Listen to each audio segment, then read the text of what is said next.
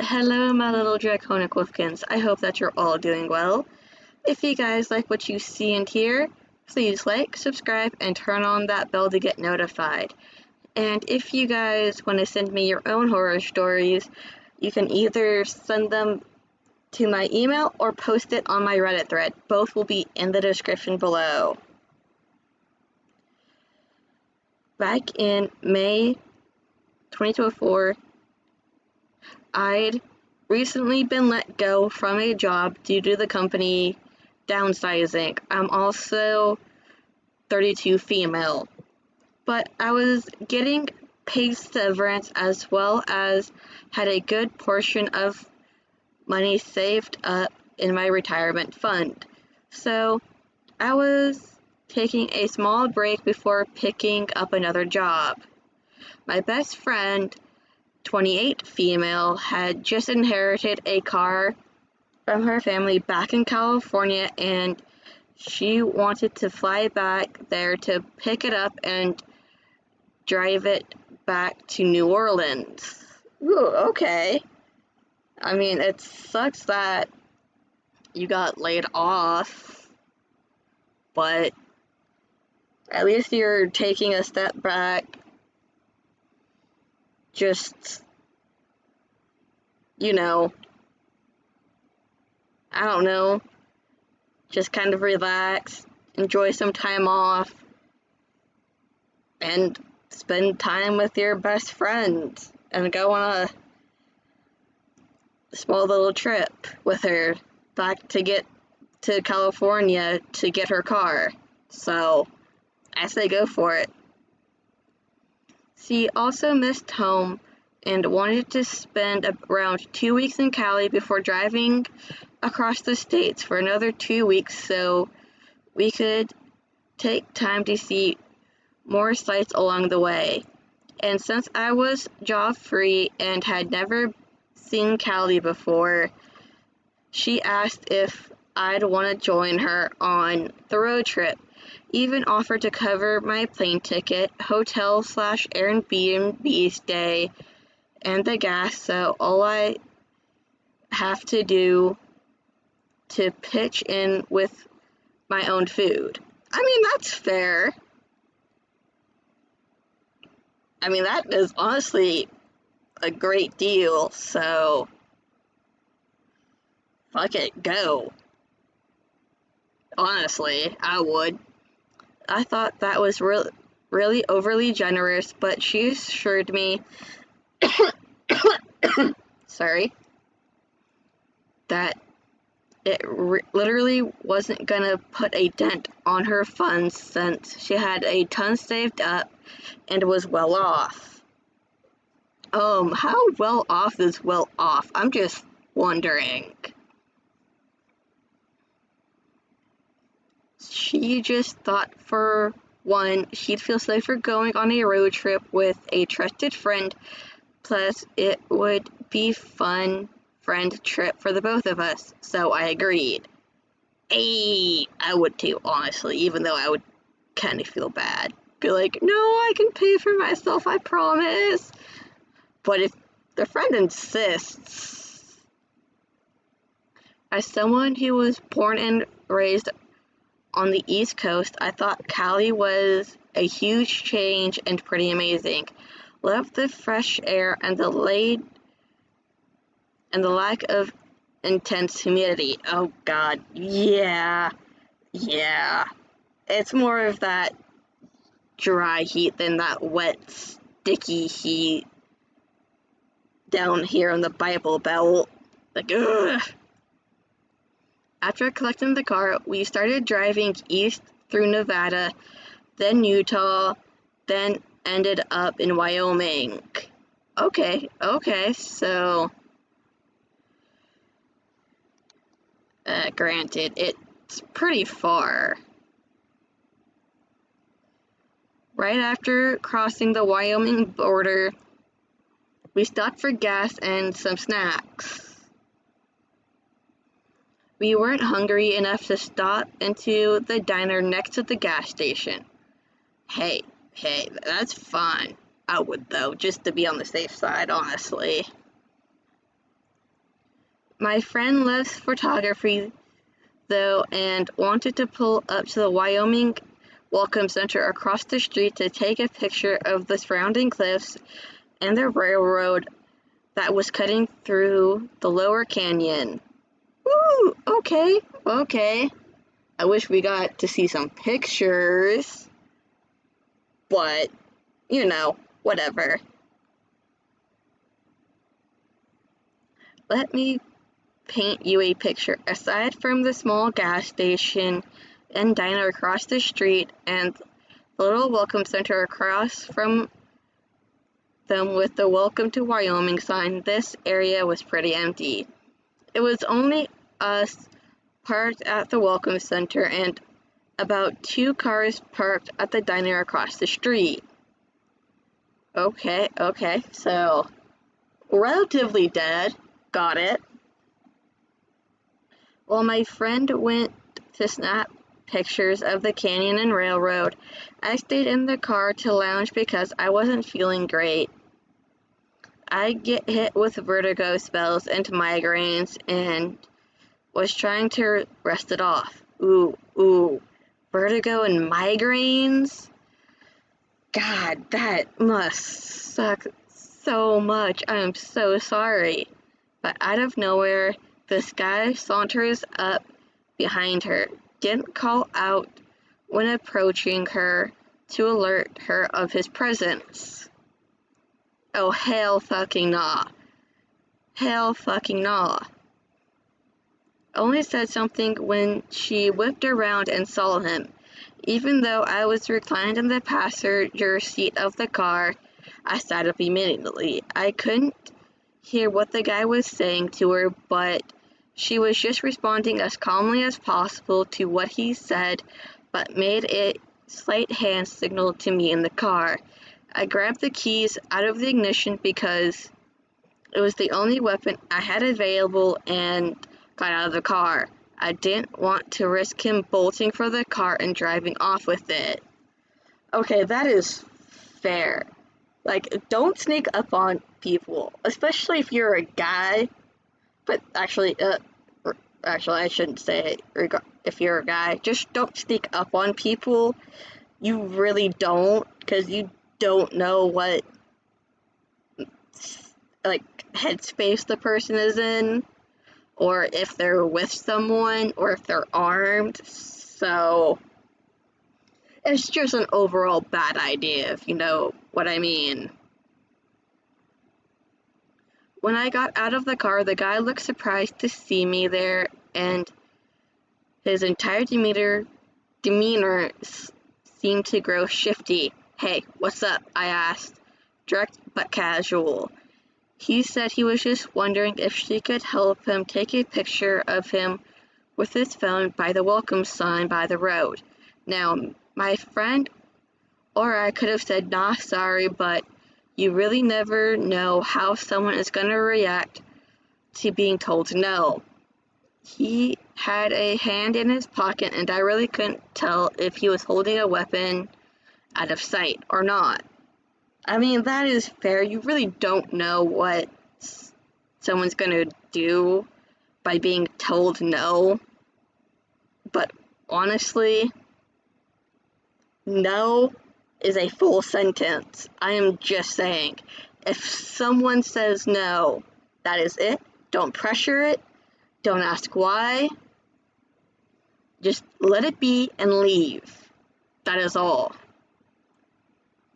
As crazy as it seems, we agreed to help him out. While she played a nice girl and chatted with him on the way to the sign, I followed closely behind them both to watch him. The entire way towards the sign, the guy kept faltering in his steps like he was trying to slow down enough until we were ahead of him, but I didn't allow that. Good. Be protective. Be aware of what's going on. I would just stop and wait until he kept walking. He never looked back at me, but he was acting tense and fidgety.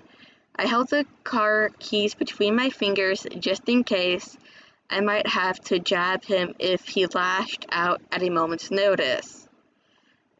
Yeah, I mean, that's a good idea. You should also carry a weapon, like a lanyard with, I don't know, a bunch of random shit on it. Just make sure your key's on it. So that way you have range from your arm and the lanyard. So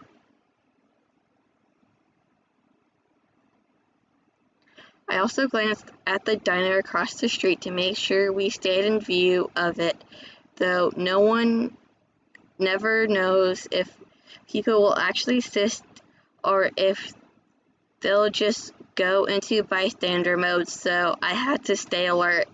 After all, if anything happened, it wasn't like the law enforcement would appear out of thin air to resolve an issue. Yeah, this is true. Plus, depending on law enforcement, they can be honestly extremely fucking sketchy. The entire time we walked toward the welcome billboard, I listened to their conversation as well. The guy claimed he was in the States on business trip with his co-workers. Said he was from Brazil, but he sounded Slavic. He could be living, like, he could have moved to Brazil, but, you know, that doesn't really mean shit.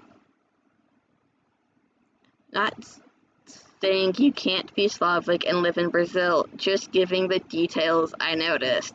Yeah, like, yeah, like, you can move anywhere with, you can live in a place and, actually, I don't know what the fuck I'm trying to say. Anyways.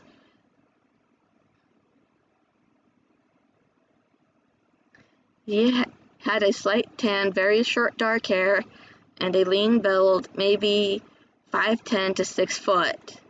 Okay, so tall-ish, and seemed to be relatively built, I guess. Or, I don't know, average build? My friend and I were about 5'5", 5'6", but I more built muscle-wise. I've been told I looked a little intimidating for a woman, which perhaps was a good thing in this situation. Hey, if you look intimidating, that gives you way more power, honestly. My friend asked where his co-workers were, and he claimed they were at the diner across the street. Yet, he hadn't parked his car there, which I thought was odd. Yeah, that is odd, because wouldn't you want to park at the diner or where the welcome center is to get to the diner? Like, I'm like the bamboozlement. His car was parked closest to the road of the welcome center. My vertigo and headache were completely forgotten because I was running on pure adrenaline. Everything was happening in slow motion, and my mind was racing with every possible scenario that could happen, so I could mentally prepare myself for what could happen next. Yeah, I don't blame you, honestly, like, shit. Like, this guy is honestly super fucking sketchy. I don't like it. I don't like where this is going. I'm not gonna lie. When we got to the billboard, he gave my friend his phone and she took his picture in front of the billboard twice. When he came back to look at the photos and was like, "These are good, nice, thank you so much." I mean, yeah, that's what you want to do, right? He then kept rambling and asking how we liked America and if we'd ever traveled outside of the country before. Yeah, this guy is planning something. Like, I feel uneasy. I don't like it, not one bit, honestly. I was becoming even more uneasy because we were still standing there by the road and I kept glancing to see if any cars were coming. I swear we stood there for like 5 whole minutes before he finally started walking back to his car, in a very slow shuffle, I might add. It was like he was purposely stalling and once again kept trying to get behind me. No dice. Yeah, don't ever let anyone get behind you. Just don't. Because who the fuck knows what will happen if you let some sketchy motherfucker behind you. While his back was turned, I bent to stuff some gravel and sand in my pocket. I went every possible weapon at my disposal. We walked a little more and I bent down again while he wasn't looking to pick up a fist rock and just hid it slightly behind me so he couldn't see it. My mind was already preparing to rationalize beating this guy's skull in if I had to. Yeah, I don't like this. I really fucking don't. This is just all kinds of fucking sketchy, I'm not gonna lie. When we got to the parking lot, my friend and I stopped and he finally looked back and stopped before glancing back to his car and then at us. He started rambling again and making more conversation. Dude, just shut the fuck up and leave these two alone. Like, seriously. They're not interested. Just go away. He didn't urge us to go back to his car, but he was once again stalling. Literally, he'd finish a topic, go quiet for a couple of seconds, and then asked us another question or bring up another topic to keep us talking. What? Oh my god, no! I'm pretty sure, I hope you guys made it relatively clear before. I don't know. This went on for another 5 minutes, and then I finally said, well, we better get back on the road. We're expected. And he looked a little uneasy before finally saying, oh, well, okay. Thanks for the help. Goodbye. Oh, God. At least he's gone, maybe, hopefully. He had turned and walked very briskly to his car. My friend almost handed right out of for our car, but I stopped her and said, wait, I want to make sure he drives off first.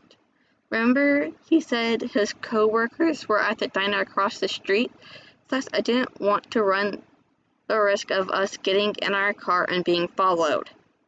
Yeah, I mean, that's smart. You can't trust anyone, honestly.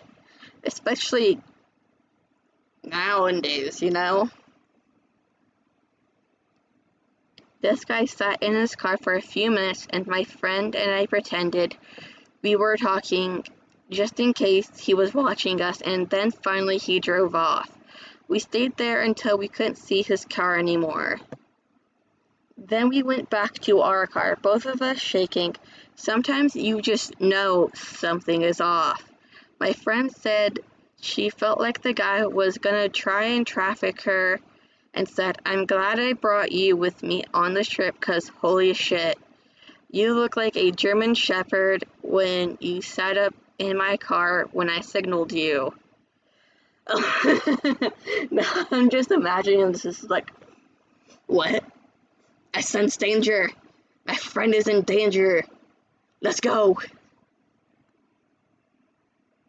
I can just imagine that, you know?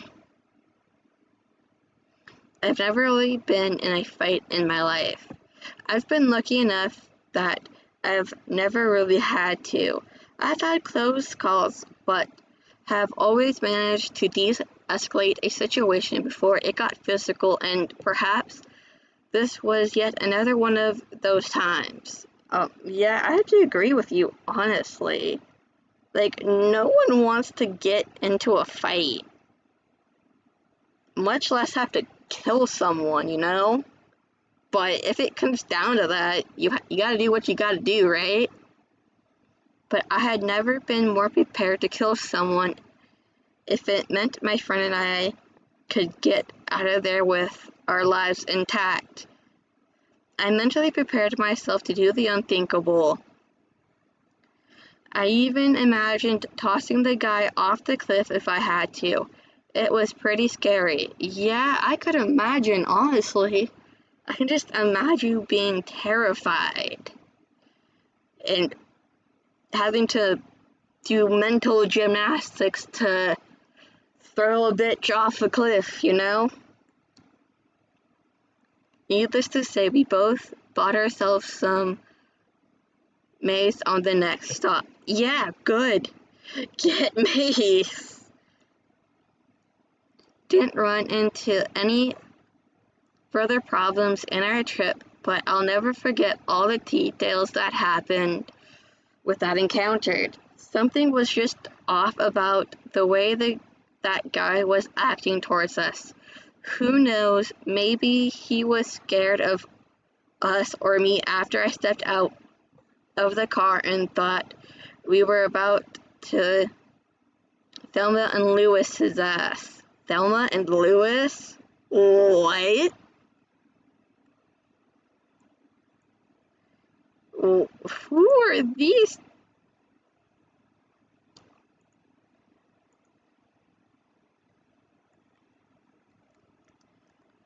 Who is Thelma? Wait, am I missing? Wait, how the fuck do I spell Lewis? Okay.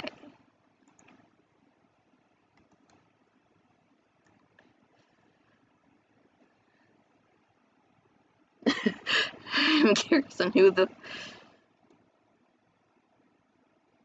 Oh, okay, so they're a 1991 American crime drama thing. Got it.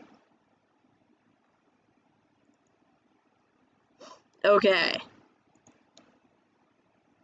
And that's fine by me. I'd rather a man think twice of fear before preying on a woman. Yeah, no shit. All of that being said, you go on a road trip, try to have someone with you if possible, and stay alert when you stop anywhere. Keep aware of your surroundings, keep an eye on the threat, be prepared to use anything you can at your disposal. Yeah, no shit. That is just terrifying. I am so sorry that happened. But at least you all got out safely, so that's good. Anyways, I'll see you guys in the next video.